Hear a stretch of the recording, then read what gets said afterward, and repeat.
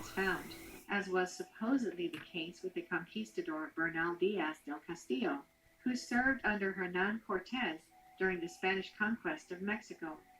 Within the pages of his detailed record of the conquest and subsequent collapse of the Aztec Empire, there is an odd account of a race of giants that were claimed by the Tlaxcatec Indians to have once inhabited the area. The chief of the tribe then provided the remains of these mysterious giants as evidence, of which Castillo would write.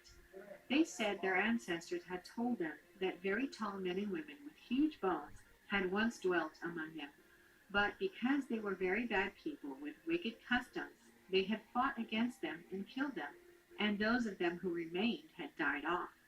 And to show us how big these giants had been, they brought us the leg bone of one, which was very thick, and the height of an ordinary-sized man. And that was a leg bone from the hip to the knee. I measured myself against it, and it was as tall as I am, though I am of a reasonable height. They brought over pieces of bone of the same kind, but they were all rotten and eaten away by the soil. We were all astonished by the sight of these bones and felt certain there must have been giants in that land.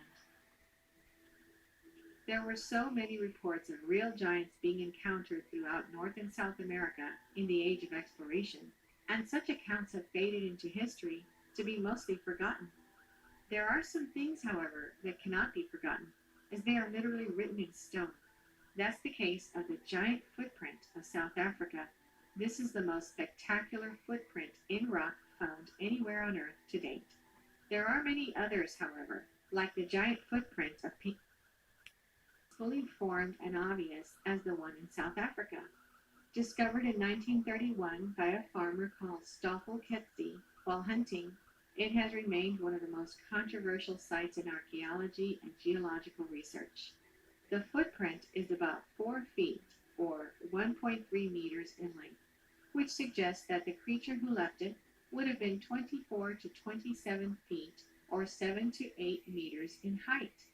The footprint is known to locals as the footprint of God, or Goliath's footprint, and stories of ancient giants are told all throughout the region. Skeptics reject the giant footprint, claiming it was formed by natural erosion.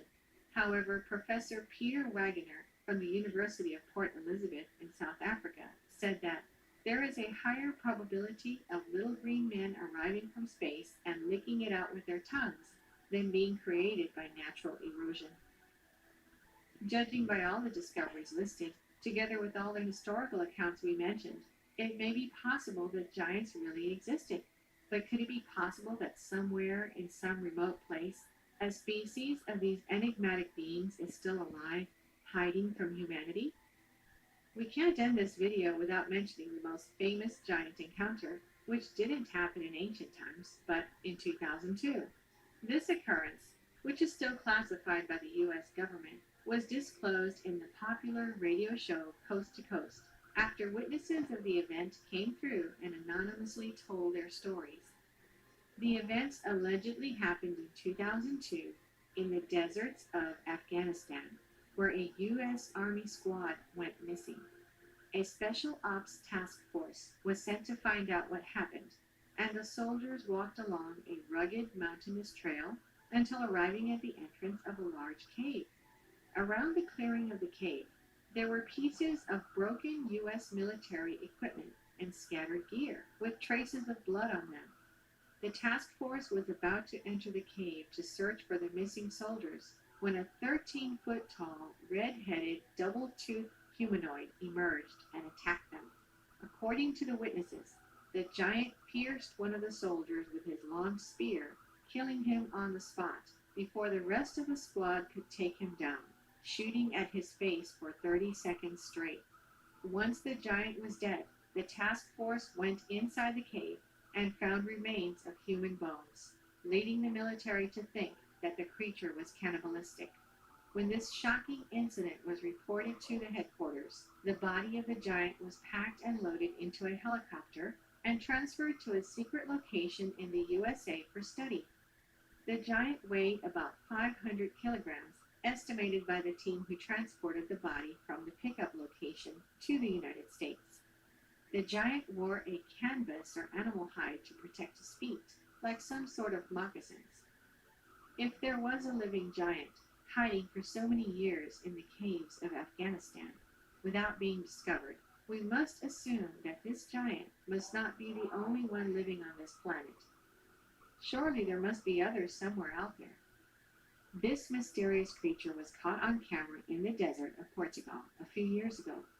Could it be another giant hiding from mankind?